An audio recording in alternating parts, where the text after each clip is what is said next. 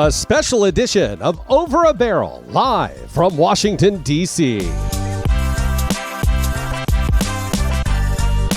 Welcome to the program on Over a Barrel. I'm Matt McLean. He is Patrick DeHaan. Hello, sir. Good morning, Matt. Great to be with you. We are once again at... live from D.C. Yes. And we are at the Connections Live Conference 2024. All kinds of fun. We were here about 24 hours ago talking about totally different topics. Now today, oh my gosh. This could be a hot one. It may be an hour. It may be 4 hours. We don't know how long this podcast is going to end up being, but we know that it is a topic that so many people are having around the water cooler, the living room. It can't be ignored. Driving down the road. Every gas prices story, this comes into the play. It is about the election impact, how policy shifts could reshape energy markets. That's a mouthful. I was just looking how far away the election is. It's 6 weeks away? Yeah, we are so close. So let's go ahead and dive right on in. By the way, we'll take some questions and answers at the end and kind of talk with you all about things and the different questions that you've got. But let's go ahead and get right on into it. I know you've got some bullet points. I had to write down a lot of notes. You wrote down a lot of notes. There's a lot of different policies here to consider about, who is elected this November. There could be a big shift. And obviously, gas prices and energy policy has been a hot subject here the last couple of years. 2022, we saw gasoline prices hit $5 a gallon. Oil prices exploded. There's been a lot of talk about the Strategic Petroleum Reserve, and there's a lot of ways that a lot of things could change. So let's start there how we got here, the policies. Obviously, I would say that everyone kind of realizes that this administration has taken a different route on oil policy. A lot of that was part of last election. President Biden, one of his first actions in the Oval Office was to cancel the Keystone Pipeline. There's been drilling moratoriums. President Trump had left in the closing hours of his administration. He had approved and opened up the Arctic National Wildlife Refuge to drilling. That didn't last long. That was one of Biden's first executive orders as well, was to close that back down.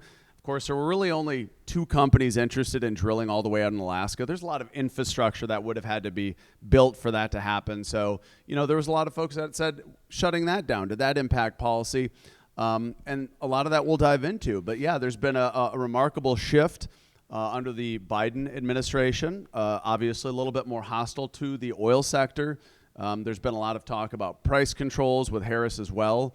Price gouging has been one of those words, especially as gasoline hit $5 a gallon. And there's frankly, there's a lot of unknowns about potential Harris administration. So far, Harris had walked back some of the fracking comments that she made. I think that's one of the biggest questions that we had seen. Will Harris go and ban fracking? Right. But so far, it seems like she's backed off some of those progressive policies. I think the Biden administration realizes some of the errors of their ways coming into the White House, how that negatively impacted the psyche and drove up oil prices. So I think there's been more of a shift from the left more to the centrist approach where, maybe we're not going to approve all the pipelines and permitting, and maybe we're not going to go backwards, but maybe we aren't going to move more towards the left on being more restrictive. So I think a potential Harris presidency would look very similar to the Biden administration, although there have been some things that Harris has also said, like limiting energy production on day one. Is that something that they would keep up? Well, Harris really has not actually yet issued energy policy or clarity on that. So a lot of what we have to go on is potentially what she has said. A lot of analysts, myself included, believe that, again, this kind of shift or the shift from the extreme left, I think it's going to come back into orbit because energy policy, especially after Russia's invasion of Ukraine, has taken new urgency. And the U.S. is now the world's largest oil producer. We've been that for several years, but now we are back at record production. So that's the good news. And it doesn't look like the administration is going to really clamp down on anything there. But I will say Biden also banned LNG exports. So that's something to keep an eye on. Don't really know if Harris will keep that up or if that would be rescinded. Obviously, if there's a Trump presidency, that probably would happen. I think on day one, President Trump has suggested that he would roll back some of the LNG export bans. Drill, baby, drill, right? Right. It's been what? That has been something since 2008, I believe, actually, when the former governor of Alaska started coining that phrase. So, yeah. And I think, and to that point, we do not have a state-owned oil operation here in the United States. This is not, Saudi Arabia or the Middle East or Iran. A lot of those are state-controlled. The U.S. can pave the way for less regulation, but it still can't really compel. It can make potential deals, but it can't compel oil producers to produce. And still there's been a lot of a slower approach of restoring oil production after prices crashed. You'll remember back in 2022, right after it was 2021, I think. Actually, COVID is what I'm thinking, when the Saudis and Russians decided to try and flood the market, and President Trump had championed the fact that he had made an agreement with them to stop flooding the market, which in essence probably helped prevent more of a crash and more of a decrease in oil production. So been a lot of that kind of rhetoric, though. But I think all in all, I mean, the right is still the right, more pro-oil, and the left is still a little bit more anti-oil, if you will, and gas prices would probably reflect that. So I already know what the answer is to this, and I just want you all to see his facial expression whenever I ask it, right? Whoever's actually holding the Oval Office, they have absolute control over crude oil prices, right? Now, everybody take a look at the face, right? I think I know what's going to Americans happen say. here, right? I just wound the bunny up at this point in time with the little thing in the back. Well, there's a lot of folks that do believe that the Right? president has implicit control over prices when, this is a global commodity. And that's what a lot of Americans forget, is that the White House, as much as politicians like to think, Newt Gingrich, I think, back in 2000 was going to guarantee gas at $2 a gallon. And ever really since then, the Americans have been duped to think that the president really has some level of control. There's not a lever in the White House, but there's a lot of different policy things that they can do. And again, the Biden administration has been a bit more restrictive. I think the Harris administration will probably continue some of that restriction. I think something in the last 48 hours caught my eye. The last few days, the Harris administration has been talking about inflation, the price of goods, going after corporate price gouging on food. And that would be something to see if the government would start applying that to other things, then potentially energy, and what that could mean. That's certainly What wild could that card. mean? What could that mean? What are your thoughts on that, especially in the crude oil area of the world? Well, infamously, Hawaii, which has notoriously high gasoline prices, tried to cap wholesale prices. This was back in 2005 or 6 when they were dealing with, I think, $4 a gallon gasoline, and Hawaii had capped the wholesale price. And politicians thought it was a great idea, that it was going to work flawlessly, because politicians often think that their ideas are perfect. But what they found out very quickly is that when you crimp or impact or cap the price, producers suddenly stop producing. They were not incentivized to produce, and so Hawaii started dealing then with shortages. And what's worse, no gas or gasoline that's more expensive? And But that's that was one state. If the entire country does it, it's going to look a lot similar. do you think it will look a lot more similar? Well, or do it you think that depends the on pressure the will be manner there? of what these controls look like, right? There's been so much talk about price gouging, but it's so poorly defined, right? During states of emergency, the stations in Florida next to the airport, Yep. right? They, even during a hurricane, they don't change their price. They're not busted by the Attorney General, because Florida's law is written is that you cannot raise your price after an emergency is declared. So the stations get around that just by, charging a very high price every day. Yeah. So politicians are not the best at writing these laws or regulating. So what kind of damage do you think it could do if something like that is implemented to really the industry as a whole? Like price controls? Yeah. On what level? What are you talking about? That's a price great- control on gasoline, oil? You could take it on all of those things. It's going to yes. impact somebody negatively, and that's going to impact supply negative. If you price control oil in some way, I don't know exactly what that would look like, but if you price control oil, producers are simply going to produce less. If you do that to gasoline, refiners are going to produce less. If you do that to retailers aren't going to sell as much. That's the U.S. is a capitalist market. It's worked very well during supply disruptions. Gasoline rarely sees any supply disruptions because the market works, right? When prices go up, people generally consume less, unless it's the Colonial Pipeline outage, in which case people get plastic bags and just decide that they're going to pay, $5.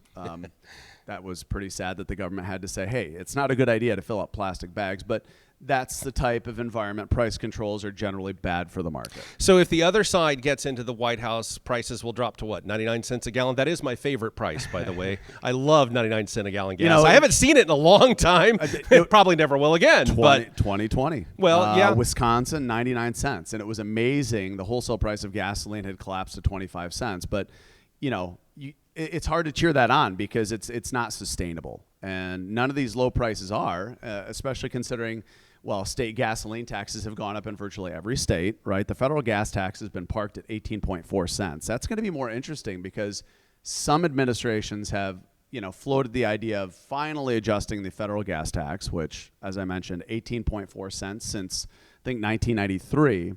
But all in all, we're not going to ever get down there because states continue to raise gasoline taxes. My state of Illinois is now the highest in the Midwest. I think 77 cents of every gallon. But that's Illinois. It is, and so the policies there, even Indiana, which is surprising because Indiana's right across the border. Their gasoline tax is very close to Illinois.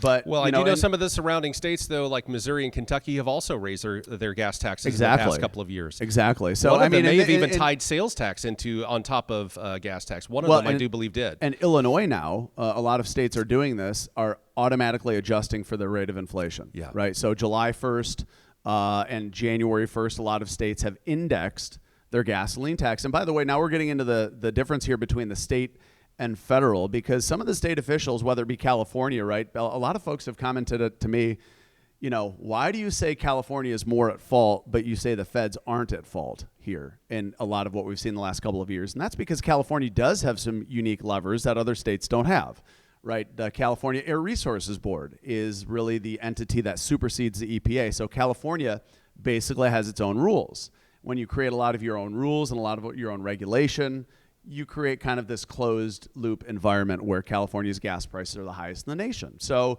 again, state and federal levers are a little bit different, and California is kind of the exception because it has low carbon fuel standard, it has the highest taxes in the nation, it has cap and trade, it has the highest gasoline taxes, all these different blends. And now they're talking about, interestingly enough, at the state level, I think Governor Newsom had talked about coming up with a mini strategic petroleum reserve because California has regulated itself to death, and now when refineries struggle, right, there's very little capacity. So now they want to over-regulate again, and California's kind of the showcase for what not to do is to keep regulating so much that now California is actually considering buying a refinery. That's incredible. Yeah, actually, I'm trying to wrap my mind around that right now. And the other thing too is if they build these storage tanks that are mandated, who's going to approve, storing more gasoline? Because California, the trend has been to ban new gas stations that are built out. But again, kind of highlighting the difference between state and federal legislation is that California, again, created a unique environment. The feds don't have as much control in this instance as California does. So, but it highlights regulation can have unintended consequences. And so, but on the other side of the aisle, the Trump administration, I'm a Michigander, we're very protective of Lake Michigan. There's been a lot of talk about Line 5 in Bridges Pipeline. There's been talk about Tim Walz, Harris's running mate, Line 3, right? A lot of us know these line numbers now. Can you explain for those of our listeners and everybody in the room, Line 5, Line 3, what does that mean? These are oil pipelines that carry oil down from Alberta, the oil sands, into the U.S. because many of the refineries in the Great Lakes basically exclusively refine that Canadian oil. So there's a lot of policy differences. And to play the other side of the aisle, President Trump back, I think in 2018, had repealed the Clean Water Rule, which and basically opened up. And keep in mind, the EPA administrator in the Department of Energy under Trump were very pro-oil, right? And a former coal lobbyist. So, we talk about clean air and wanting an environment that is not going to sicken Americans. So on the other side of the aisle, there's maybe, no regulation in some of these circumstances or walking back regulation as well. And maybe that's not the best answer either. So it sounds like you are kind of landing somewhere in the middle. I ask him one question, and like how many minutes later, right? It's always fun to make Patrick really kind of the vein didn't quite pop out on the forehead, though. And by the way, while we're talking about the SPR, and keep in mind that too, under President Trump's administration, Congress had approved the sale of roughly about 180 million barrels as well, and that's a lot of Biden gets a lot of flack for the administration selling oil, but keep in mind a lot of the oil that was coming out of the SPR even years before this was authorized under budget approvals that Trump had signed off on. Now, one thing that did happen in the past year was the gasoline reserve, if I'm not mistaken, in the Northeast. Talk to us about the policies that started that, and very political on the whole answer and all of that, and then why it didn't work out so well very quickly here. Who's familiar with the Northeast strategic or the Northeast gasoline supply reserve? A couple folks in here. So again, kind of like a mini SPR. The SPR contains oil. The Northeast Strategic Gasoline Reserve contained gasoline. It was built after Superstorm Sandy. Politicians probably searching for a solution or a problem, solution searching for a problem. And that after Superstorm Sandy, remember they had to ration fuel. License plates that ended in even numbers got fuel access on even days. It was just a mess. But it was such a rare storm, and that gasoline that the Obama administration had built this reserve, 1 million barrels, so 42 million gallons of gasoline that were in New York Harbor, New Jersey, Boston, and Maine. That gasoline had been sitting there and essentially acted as a pool that had to be drained and refilled depending on what type of year it was, right? In summer, you can't sell winter gasoline, so they'd have to drain it and refill it, and it just became kind of an intermediate pool that was never used. And wait a minute. What did they do with the gasoline if it was never used? Well, it just sat there waiting for a use. And it was costing taxpayers about $20 million a year. So at the end of the 10 years, it just turned 10 when they decided to shut it down. Keep in mind, Biden took the victory lap for this, right? I'm shutting this down and we're going to lower prices. But it was Congress, right, that wrote this into law. So Biden didn't have a choice, though he took the victory lap. This gasoline had never been sold into the market. It was there for a time of emergency. It was only 42 million gallons. But the interesting thing was it cost $200 million to maintain this reserve over the course of the decade. That gasoline was sold into the marketplace for $98 million, so less than half of the cost of maintenance. It was just one of these things that, everyone wants a reserve when you need it. But these things are not free to maintain. Just like the SPR is incredibly costly to maintain. And that's why the Trump administration had potentially talked about getting rid of half of it, because we're the world's largest oil producer. But now we've learned lessons, right? After Russia's invasion, the U.S. has become somewhat of the energy blanket for much of the world. And that's why, LNG policy is very interesting as well, because we're supplying a lot of that to Europe right now because Russia, the war in Ukraine. So policy. So whenever we're talking about these things, you're talking about different administrations having different avenues that they would really kind of like to make things go down.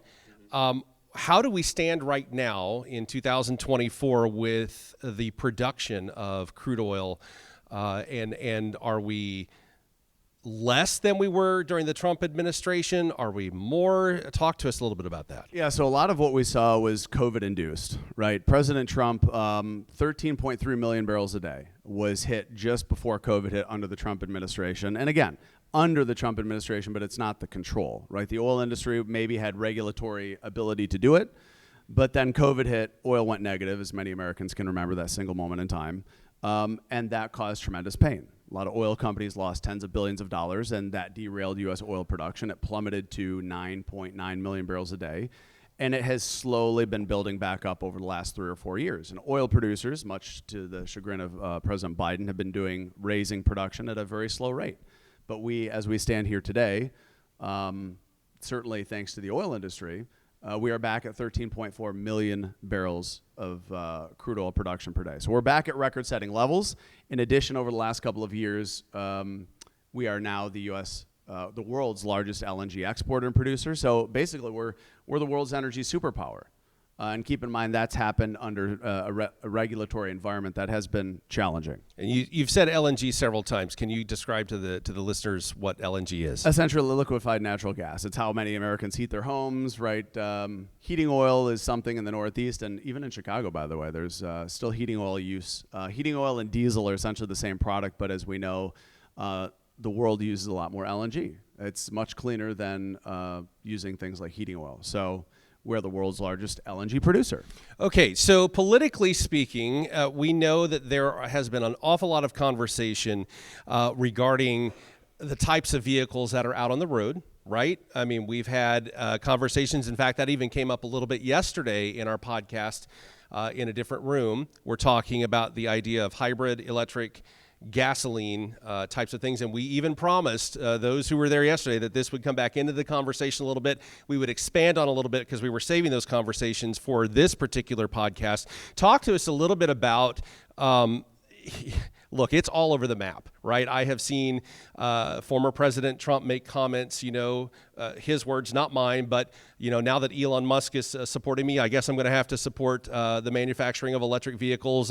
His words, not mine. I'm not putting words in his mouth at all. Interesting dynamic, right? there. And then you have the Biden, now the Harris aspect, which is talking about wanting to make more vehicles in this route. But then you have the auto manufacturers, Ford, for example, saying that they're going to cease production or kind of hold back some production on some electric vehicles. Scaling back. GM had once made the announcement, hey, we're going to be a totally 100% electrical vehicle company by, forgive me if this is the wrong year, but something around 2032. Now they're kind of saying, no, we're going to push that back just a little bit, a few more years down the road. That's what politicians are great at, right? Let's do something ambitious and then let's let it slide. But the real question is, obviously there's a dynamic out there, and the conversation is being had politically and otherwise. So then the key is, how does that impact the millions of vehicles that use fuel every day? Because there's an entire industry built around making sure that those vehicles are supported with fuel. But as you're beginning a transition, or if the transition ever even happens, or how it happens, hybrids, fully electric, there's so much there. Well, and this is where policy does come into play, right? Under President Obama, CAFE standards, there was cash for clunkers under Bush, right? The push to get more fuel efficiency, one way to reduce demand, and then Obama with CAFE standards kind of forcing auto manufacturers to go back to the drawing block and become more efficient. And that's what they did. A lot of vehicles now much more fuel efficient. You have forced induction, which increases the efficiency. There's a lot more. We talked yesterday about octane ratings and how manufacturers are requiring higher octane because that can increase efficiency slightly.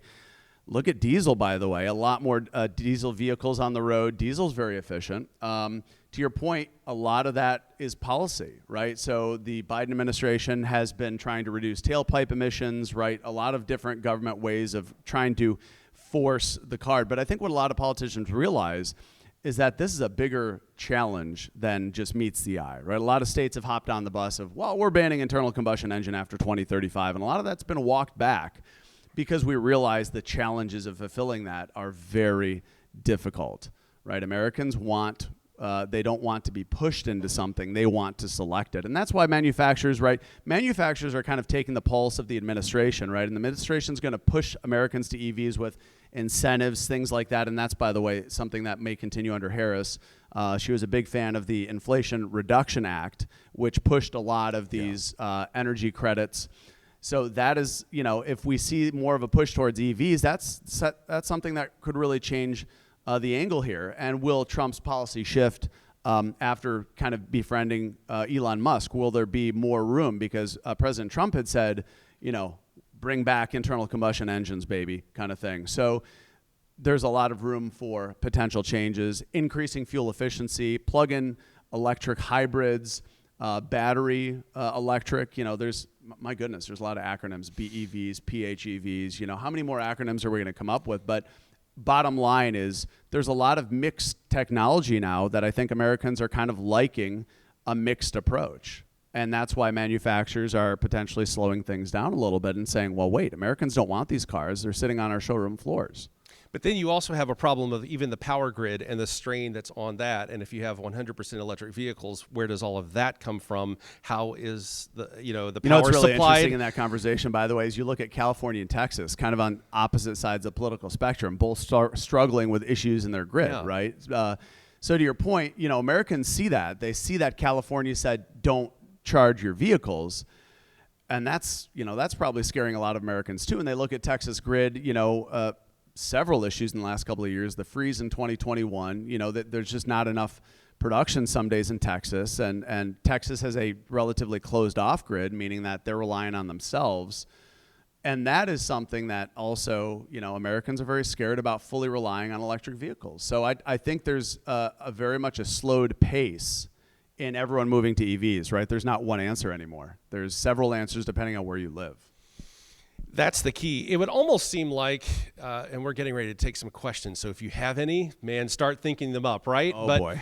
You would almost think, and you all can correct me if I'm wrong. He can correct me. I'm probably wrong. But you would almost want to crawl before you walk in a situation like this where we have been dependent upon, gasoline and whatnot for so long. You would almost think, hey, how about the hybrid approach? And then later down the road, not 8 years from now, 9 years from now, like how that's really rapid. You see, I'm getting yes, people, everybody's shaking their head, yes. And you look at auto manufacturers and they haven't all taken the same road, right? Right. I would say Ford and GM really kind of went EV. And then you have companies like Toyota and Honda that were like, wait a minute, we might try a different approach. So there's a lot of that. Yeah, and we may still not have the ultimate answer.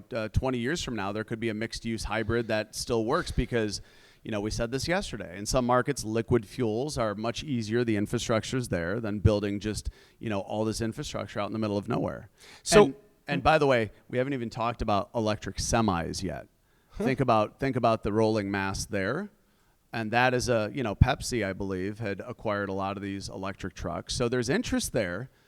But it's going to be very interesting because, the coefficient that trucks with massive batteries rolling around, think about the weight on the roads, think about the charging time, the grid that needs to support that. I mean, if you have a truck stop that has, 40 or 60 semis charging, you basically need like one of these low-level nuclear plants right I was just going to outside. say, you need a power plant right beside the station, don't you? Like to actually generate enough power. And think of the problems associated with having like a low-level plant or, huge transmission wires. I mean, Americans already think that those transmission wires are, health challenges. What could possibly go wrong with this, right? I mean, again, all over the map with infrastructure. Yeah, so it's just, again, it's a crawl before you walk scenario in my mind. So very quickly, before we open it up for questions, your bottom line in some of this, if we move in more of a Trump direction for the election, because, well, that rhymed and that wasn't even intentional, but here we are. If we move in that direction, then how does it look? Or if we move in a Harris direction, what is your, we won't commit the bottom line on we won't prices commit you and to it technology, because a lot can happen in 4 years. But and what is your policies thoughts? can certainly change as they have already. I think generally lower regulatory, less regulatory policies under Trump, right? More letting the system work.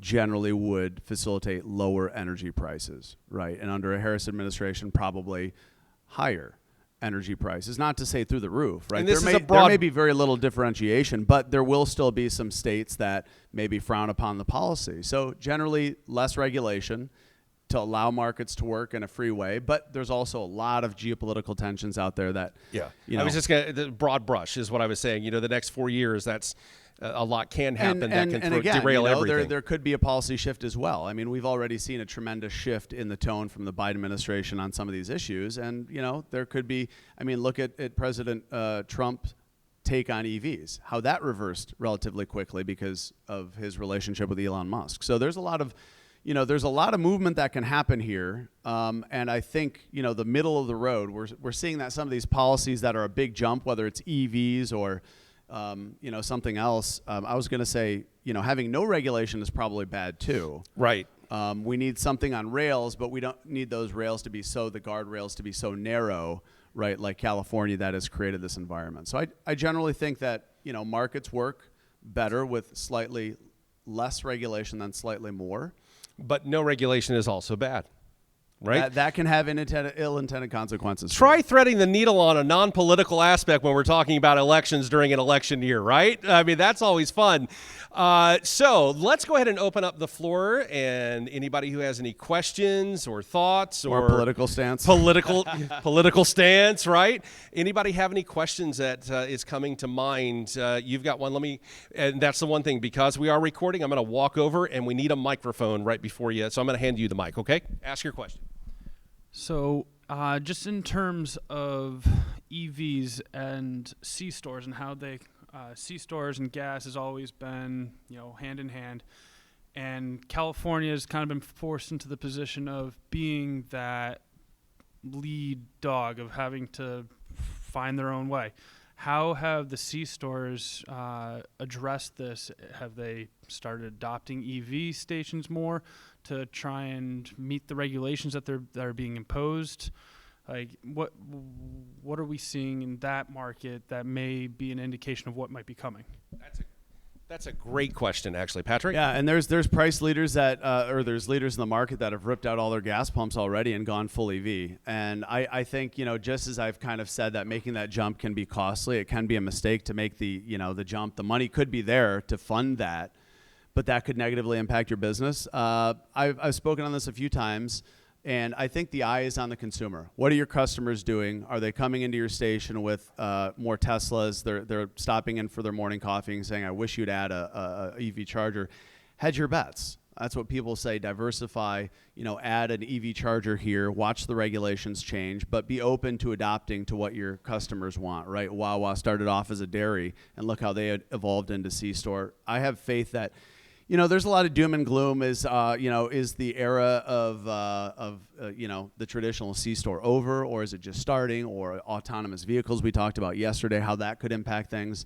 Always listening to your customers, I think, and going with what their flow is. And I don't think that will fully get rid of gasoline in my, lifetime. Exactly. Yeah. Any other questions? Yes. I'll try to get back here to you. There you go. I guess my question's around, as EV becomes a bigger part of the car park, so California as an example, fuel taxes are what pays for road maintenance, construction, all this road improvement, right? So at some point, you've got to get the EV folks to pay their fair share of that, and they cause more damage because they're heavier. And so, there's a lot of costs that haven't been fully visible to the impact on EVs that, our infrastructure is pretty important to us, right? And so, as semi EVs never will happen because of that, I believe. But I'm just saying, what's your kind of thoughts on when's that get corrected? There's two states I generally watch when it comes to this that are really out ahead of the pack. Maybe some folks have realized that Oregon and Washington have been piloting programs. Oregon probably for even longer. That's been looking at converting some of their roads or some of their system to use-based tax. They haven't figured out the magic way forward, because consumers don't like the government tracking your mileage, and they don't like that approach. There's been different approaches like toll roads. I almost wonder if that's something that's going to get more traction in the years ahead. As you mentioned, gasoline taxes are declining.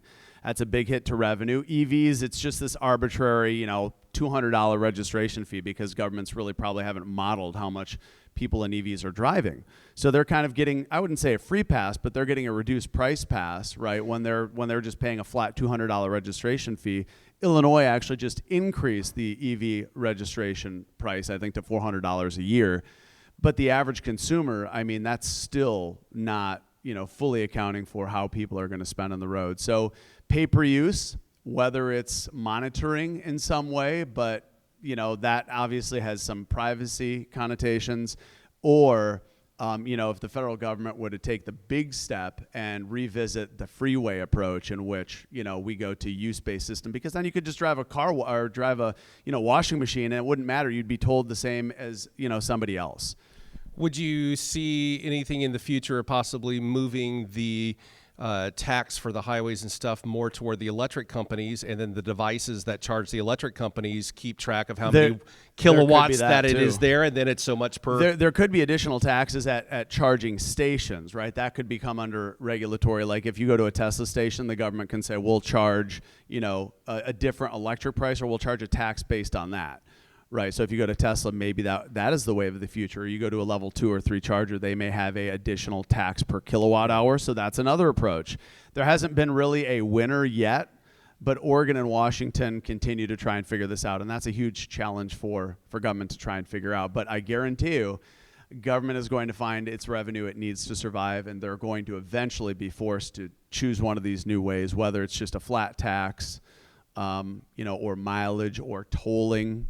There's been talk about in Chicago converting some of the freeways to, adding a lane, because that's how they can get around some of these regulations that they cannot toll on freeways. They add a lane and then they toll that. But I think that could gain traction in the years ahead.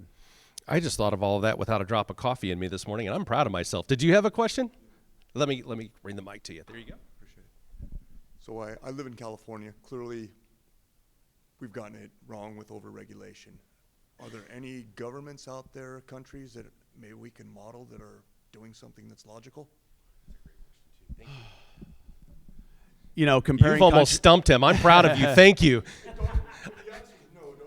We have you on next week's podcast already. Let's book him.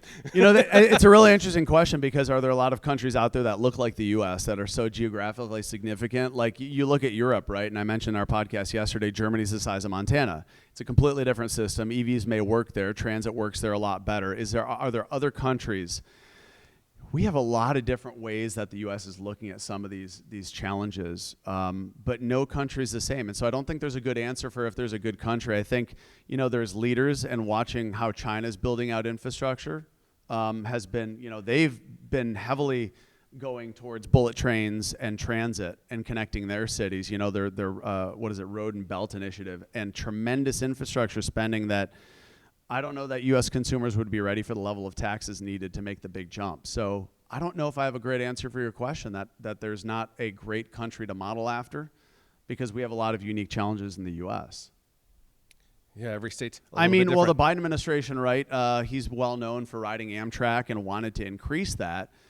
But that's a challenge in and of itself, because railroads have a lot of the tracks that Amtrak go on. So, and the cost of building that infrastructure, now, in Chicago, we're talking about like a 5 or 10 mile extension of one of the subway lines, and it's like $7 or $10 billion for 5 miles. So it's incredibly inefficient, and the costs are just so significant. But then you go to areas like Texas and Florida, and they're just throwing down a lot more lanes everywhere. But it's easier to build there. Well, right, because it's there's flat. less infrastructure. So yeah. that becomes a very much, and the way we are set forth, right? The Fed has, in some ways, less power than states may have on which way they want to go. And some states are becoming a little bit more progressive where they spend, like California, right? They want to earmark more of their money to rail.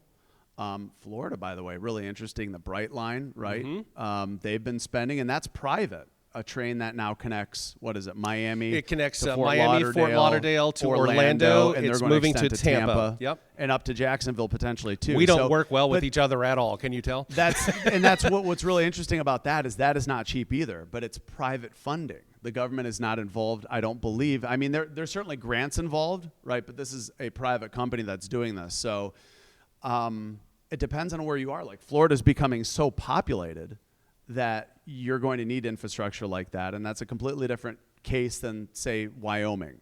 Yeah, FDOT down in Florida, I used to live there for years in Tampa. They actually at one point, and for the most part still do, have a 10-lane limit.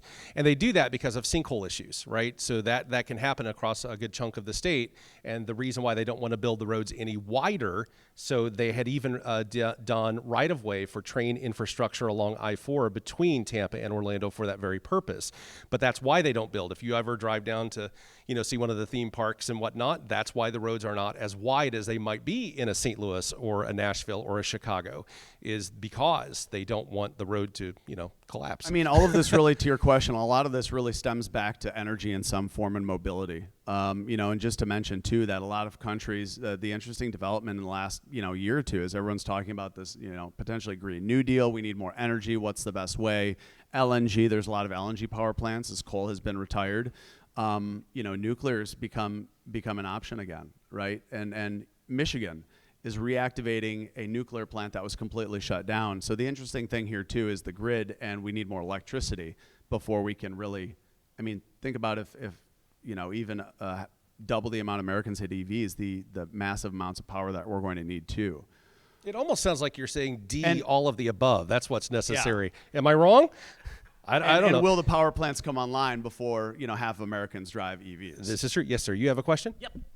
Do you see hydrogen playing any part in this future as well? In some degree, absolutely. We had a conversation about this yesterday, right? BP is looking to build a massive hydrogen hub right next to its Whiting, Indiana refinery. So absolutely, I think that's part of the conversation. Everything, I think, is an option on the table, right? And as we've said, having all your eggs in one basket doesn't make much sense. Europe learned that lesson. I think hydrogen absolutely is. There's tremendous amounts of investment happening in hydrogen. It almost seems like each state needs to, because of the geographic challenges that each state has. We need a cohesive plan. You need a moving cohesive forward. plan, And right. right now, there's a lot of discombobulation between states and feds. Some states want to do something different, and the Fed is like, let's incentivize this. But yeah, there's a lot of competing agendas right now with what the right answer is. Other questions? And that won't be solved necessarily very quickly. Probably, again, not in our lifetimes, right? Let's get right. Yes, ma'am. Hi, thank you. So I actually had a question less about transportation and more in the vein of needing more energy, especially for the data centers that we're seeing populate. We're from Texas, and we're getting more and more of those. And like you spoke about, our Texas infrastructure for energy is not sophisticated enough to be able to handle these large data centers. And so I wanted to know what you expect with the coming new election, the new administrations, how you suppose they're going to handle that, and where we go from there. Yeah, incredible question, because, as we see more and more AI, right, a lot of what we've spoken about here is technology during these last couple days, and AI is incredibly resource intensive. To your point, there's some interesting things about why Texas is not more interconnected with other states. I had conversations with really fascinating sources that are privy to this, and essentially Texas doesn't want more federal regulation, and when you tie into other states, you give the feds authority to come in and have a little bit more of a stance. But Texas is actually doing really well, although they have some extreme environmental, when it's really hot or really cold, they have challenges. But there's a lot of new power plants, LNG in Texas. That's like that could be the state currency in Texas. And the interesting thing is, where the LNG export ban comes into play, that may prohibit more companies from wanting to produce as much LNG. But these LNG plants are coming online, power plants, very quickly, right? There's not a whole lot of sophistication to some of these power plants. And Texas is doing huge things in solar too, which, for Texas, you may be surprised, but it's an ideal state for that. But they're building the infrastructure, and sometimes it can't keep up, and that's when sometimes you're going to see power surges or, weather-related issues. And I don't think Texas is going to tie in very quickly to other states, so there still could be the hot spots. Texas is not a state where if my utility came to me and said, would you like to do, on-demand pricing, I'd say, heck no. I don't want to end up with a $2,000, electric bill one month because What's your real opinion on that? My utility is asking me to do on-demand pricing, and that's something I think a lot of Americans are nervous about too. I want the cheap energy at night, right. But if I want AC, it's 105 degrees out, no. Because some of those rates in Dallas and Houston, right, during some of those cold snaps, was like $1,000 a kilowatt hour. It's just massive. Yeah, because they don't participate in the node system across the grid. Well, and again, because they don't want to be country. interconnected, because that then lends the feds to be able to come in interstate interesting. commerce and have more regulatory authority. Interesting. So I don't know that Texas is going to remedy that, but they're certainly building more power infrastructure very quickly. Do you have another? Okay, yeah, absolutely. So another idea is like ethanol and biofuels. I remember reading years ago that BP was working with seaweed to build, to generate for bio. Anything on the horizon there to sort of loosen the grip? I hope there's no corn farmers in here. Loosen the grip of the corn lobby on additives? Well, we did have somebody from Nebraska yesterday. I think I remember her name. We'll get to There's her. a lot of different ways that, we're moving just beyond the kernel in terms of ethanol production, from husks to renewable, basically to crops. Spent crops can be, crushed and turned into ethanol. So there's a lot of new technology there when it comes to the form of ethanol. Everyone associates corn with ethanol, right? But Brazil's been doing sugarcane, and now we're just getting into using, some of those crops. So even on ethanol, there's evolution. I don't know that's the terrific answer, but the world's going to need to eat, and if we can figure out a way to turn some of that bio waste into ethanol, that's what they're looking at. And some of that's now turning into sustainable aviation fuel as well. And they're doing, really interesting stuff. And part of that is because the renewable fuel standard, right, in 2006, that required various forms of ethanol. And a lot of that government spending has brought some of these abilities online. And that's where, speaking of the guardrails, incentivizing things or pushing them can, bring to market new discoveries and these types of things. Next question. Yeah, could you just expand on the LNG export ban that you were referencing, but then we were also talking about LNG exports to Europe having gone up since the Ukraine-Russia war? So President Biden had banned new LNG export facilities. So there's been a lot of work in the last few years. There's tremendous amount of exportability already. What President Biden did was stopped future infrastructure from being built that would increase that. Even more exports, right? And that would probably be, if President Trump were to win in November, that would probably be one of those day one things that just sees an about face. And the other thing too is I know Trans-Canada, the Keystone XL pipeline's not off the table. I'm sure, I'm trying to think of all the different Trans Mountain pipeline in Canada kind of acts as a replacement now. That oil flows over to Vancouver where it can be exported. But even that could be one of those day one things where, Trump championed Keystone, and that may be one of the things he says, no, we're gonna approve it. Now, whether or not they finish the pipeline is another issue. Excellent questions. We just have a few minutes left. Any other questions? Any other thoughts? Yes, sir. Let me get right back here. I want to make sure we get everybody's questions. What's the status of the tax credits on purchasing new EVs? And you think that's going to change with the administration potential change? And I guess the other thing is people never talk about the batteries on these EVs and the lifetime of them, and what do you do with recycling all those? And when you have a Tesla that's 7 years old and it's on the used car market, that could be an expensive thing to replace all those batteries, right? Yeah, absolutely. And we were talking about this yesterday in terms of the politicians that, are pushing these goals. They don't realize where a lot of this cobalt and lithium is coming from. Dirty mines. And a lot of these are foreign, what are viewed now as adversaries, right? China has a lot of these precious elements and minerals. Australia has quite a few of them, but they've been kind of slower to, bringing them to the game. Yeah, there is now more focus on recycling those batteries and how to do it. There's companies that will literally just take old batteries and start to split them apart and recycle them. But that's a product stream. It's kind of like Apple, right? They built the iPhone, then 10 years later, they started worrying about how to recycle a lot of the precious minerals and elements that are in them. Now they have a product stream. That's going to be coming for EVs. It's a little bit behind. The first part of your question, tax credits, yeah. So that was under the Inflation Reduction Act, I think extended some of those EV tax credits. But, I think we're to the point where Trump probably, that's an interesting dynamic. Will they continue that? I can't see that continuing much under a Trump administration. The EV tax credits had been winding down, I think, before they were extended from the Inflation Reduction Act, but now they're income-based as well. So if you make too much, your credit may be lower, and if you lease it, you basically don't get much of a benefit anyway anymore either. So that would be something I would think that could be different under the Harris administration. They could resurrect tax credit, and for that they could also resurrect more solar panel credits, right? So that's another big potential difference between the two parties is EV credits and renewable solar panels. It really is D, all of the above, isn't it? Politicians, there's not really and it doesn't help that we don't have a whole lot of clarity yet on some of these issues. there's been a lot of back and forth from political parties with not a whole lot of clear differentiating factors on what what will Trump do? Will he build the Keystone again? All we've heard time and time again is drill, baby, drill. So I'm just guessing the regulatory environment is going to ease significantly.